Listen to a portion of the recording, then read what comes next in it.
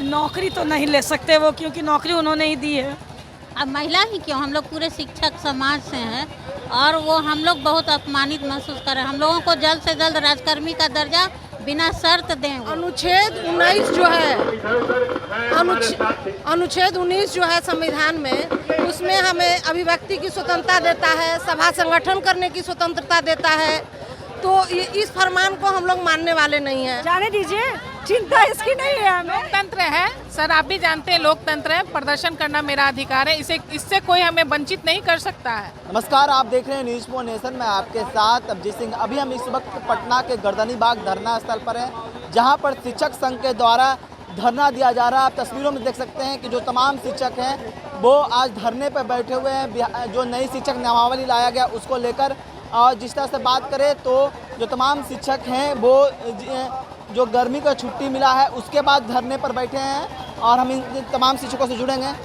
आप लोग आज से धरने पर बैठे हैं, क्या जो नई शिक्षक नियमावली उसको वापस लेने के लिए? हाँ, क्या कहिएगा सरकार को? आप लोग के लिए एक सरकार ने तो एक फरमान भी जारी कर दिया, अगर प्रदर्शन करिएगा तो आपका नौकरी भी चला जाएगा। नौकरी तो नहीं ले सकते वो, क्योंकि नौकरी उन्होंने ही दी है।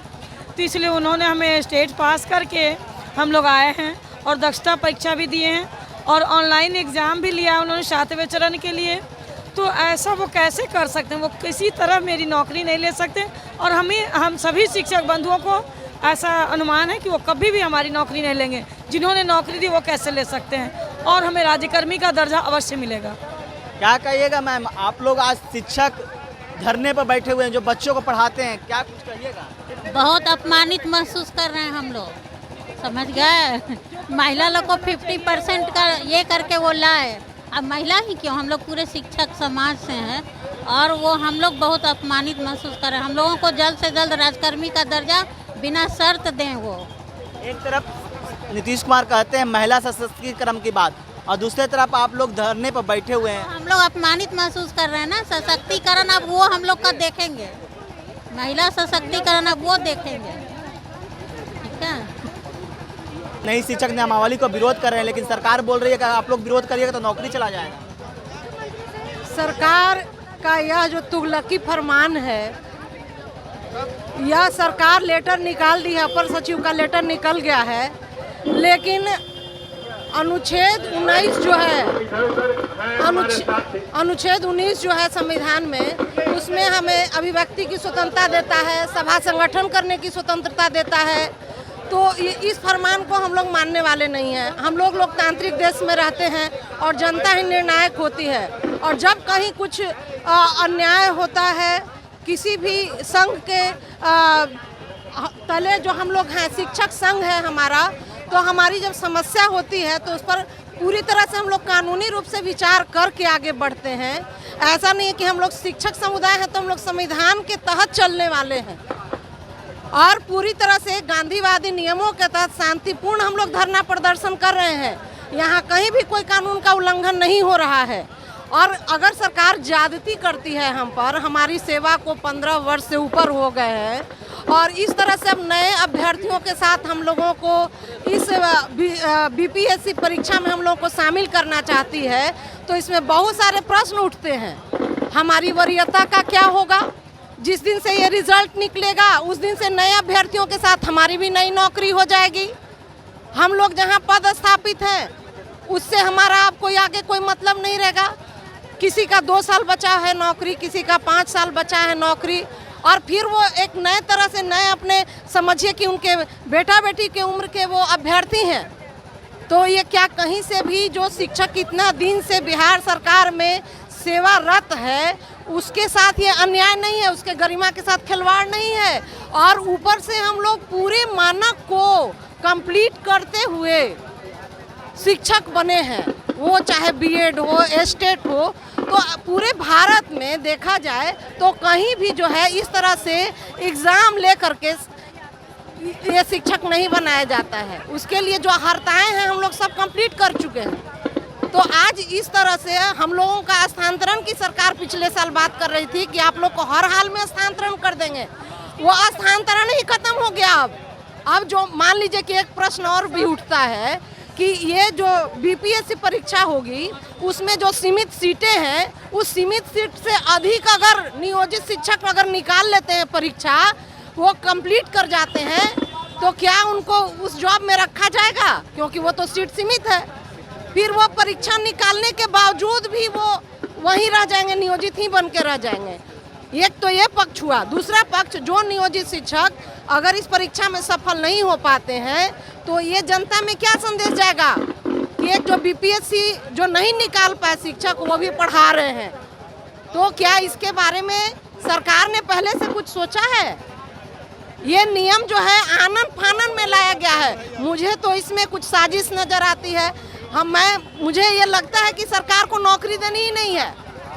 ये नए युवा जो लोग हैं उनको मौका देना चाहिए, उनके लिए ये पद था, ये हम लोगों के लिए पद नहीं है। मैम, लेकिन अब तो आयोग तैयार हो गई एग्जाम लेने के लिए, तो क्या आप लोग तैयार हैं एग्जाम देने के लिए? बिल्कुल नहीं, बिल्कुल नहीं। हम लोग तैयार नहीं और ना ही देंगे। उनके तैयार होने से क्या होता है? जब शिक्षक बिल्कुल तैयार रहे, वो तैयार ही रह जाएंगे, लेकिन हम लोग उसमें पार्टिसिपेट नहीं करेंगे। लेकिन सरकार तो बोल रही है अगर आप लोग प्रदर्शन करिएगा तो नौकरी चला जाएगा। जाने दीजिए, चिंता इसकी नहीं है हमें। लोकतंत्र है सर, आप भी जानते हैं लोकतंत्र है, प्रदर्शन करना मेरा अधिकार है। इससे कोई हमें वंचित नहीं कर सकता है। ये मेरे योग्यता पे सवाल खड़ा कर रहे हैं। आप सोचिए 10 साल नौकरी हो गई और मैंने जिसे पढ़ाया वो जॉब ले लिए, यानी मेरी योग्यता पे आप शक कर रहे हैं। वो बच्चे क्या करेंगे? कल को बोलेंगे मैम आप बिना पास किए हुए मुझे पढ़ाई, जबकि हम लोग सब एस्टेट पास करके आए हैं। ऐसा नहीं है कि ऐसी तरह से आ गए हैं। एक बात मैं और कहना चाहती हूँ कि जो असिस्टेंट प्रोफेसर की बहाली हो रही है विश्वविद्यालय स्तर पर, ठीक है, हम लोग तो +2 स्कूल में हैं या फिर माध्यमिक में हैं, लेकिन जो विद्यालय स्तर पर जो बहाली हो रही है वहाँ कहाँ कोई लिखित परीक्षा है? वहाँ तो डायरेक्ट इंटरव्यू पर लिया जा रहा है, मेरिट देखा जाता है, मार्क्स जोड़ा जाता है और डायरेक्ट इंटरव्यू देके ये लिया जाता है, बहाली ली जाती है। तो फिर हम लोगों के साथ इस तरह का दुर्व्यवहार क्यों? यह प्रश्न है। प्रोफेसर लोगों की बहाली सिर्फ इंटरव्यू पर हो रही है। वो लोग भी नेट निकालते हैं, पीएचडी करते हैं, हम लोग भी एमए हैं, पीएचडी हैं, हम लोग भी स्टेट निकालते हैं। तो उन लोगों का बिना लिखित परीक्षा के क्यों हो जाता है? आज ये धरना का पहला सिर्फ इंटरव्यू पर हो जाता है परीक्षा, ये उन लोग का बहाली हो जाता है, जबकि वो बहुत जिम्मेवारी वाला पद है प्रोफेसर। आगे बढ़ाते हुए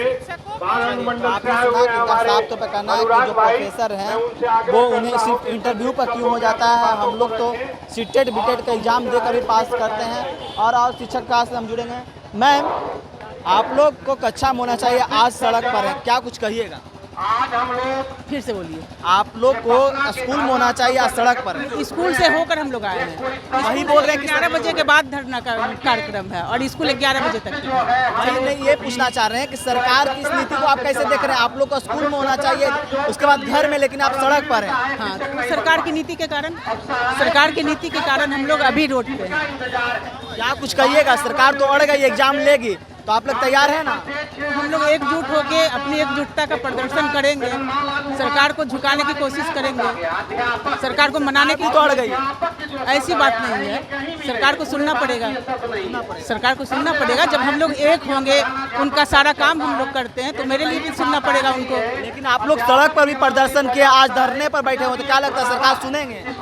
क्यों नहीं सुनेगी? सुनना ही पड़ेगा सरकार को तो सुनना पड़ेगा। 2020 का नियमावली जो लाया उसको लागू भी नहीं हुआ कि फिर ले आए हैं 2023 का नियमावली। ऐसे थोड़े होता है। 2020 का नियमावली लागू भी नहीं हुआ और 2023 का नियमावली ले आए हैं। वो अपने नियम को हमेशा चेंज करते रहते हैं। तो आपने सुना, तमाम जो शिक्षक है उनका साफ तौर पर कहना है कि हम लोग सरकार को झुकाएंगे और जिस तरह से बात करें कि नई से शिक्षक नियमावली लाया गया है, उसको लेकर जो तमाम शिक्षक संघ के द्वारा आज पटना के गर्दनी बाग धरना स्थल पर धरने पर बैठे हुए हैं। अब देखने वाली बात होगी कि क्या कुछ इसमें सरकार का निर्णय आता है। इस तमाम खबरों में के साथ नमस्कार।